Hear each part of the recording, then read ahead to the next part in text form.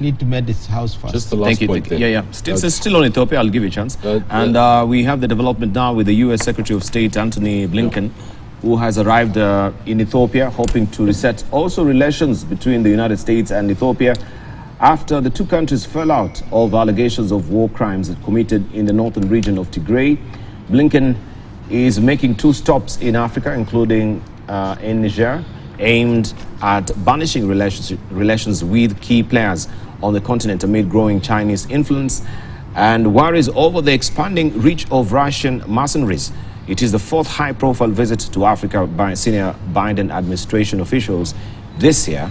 His trip will include meeting with Ethiopian Prime Minister Abiy Ahmed and Tigrayan leaders, according to the State Department, and focus on the implementation of the November peace deal that ended hostilities between the two sides in Tigray region. Hashi wanted to say something. The late Meles Zenawi created such gravitas with the U.S. State Department that the TPLF became a darling of the Americans in the last 20 years. It was its security guy in the region. If the Americans wanted to do something in this region, they would say to the Ethiopians, go do it.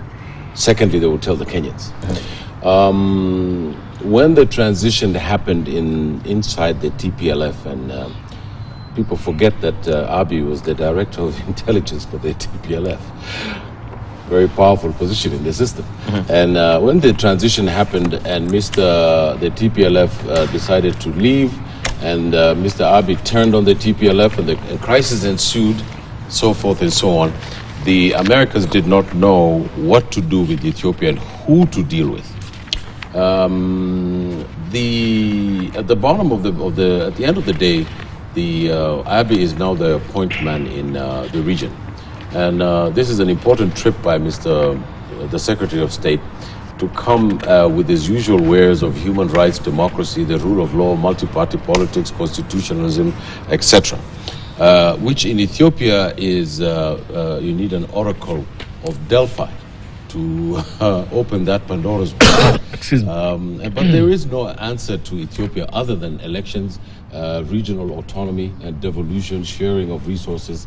There is no other answer apart from having political parties. There is no other answer to that. And if you don't have that common nation building, so Ethiopia is going to go its separate ways, and we're going to have a massive problem of secession. And we don't want that in Ethiopia. But it's the very heart of Africa, as I suggest. So, Debal, I argue 3 things about Ethiopia. I was very strongly supportive of Mr. Abiy from the beginning throughout the war with the TPLF, but I'm extremely disappointed in him now. I thought he was an agent of change. I don't think he's an agent of change anymore. I thought that he would bring in the aspirations of the regions of Ethiopia and Ethiopia as a whole. He has not done that, Debal. He has decided to take the track of all the other leaders that were there in Ethiopia and become a strong man. Debal, the same political system that was in Ethiopia is still obtaining there. You know what has happened in Tigray, and the massive rights abuse there. There is no terms, there is no inquiry, there is no real assessment and accountability about what happened there. And it's important for Ethiopia to move on for that to happen. I also believe firmly that unless there's a constituent assembly from all the regions of Ethiopia to sit down, write a new constitution and create the wherewithal for there to be an electoral system in Ethiopia that's free, fair, and credible, I think the same crisis of the market and the state in Ethiopia will continue. I give it to my friend. All right. But Brian, also, I think the resumption of AGOA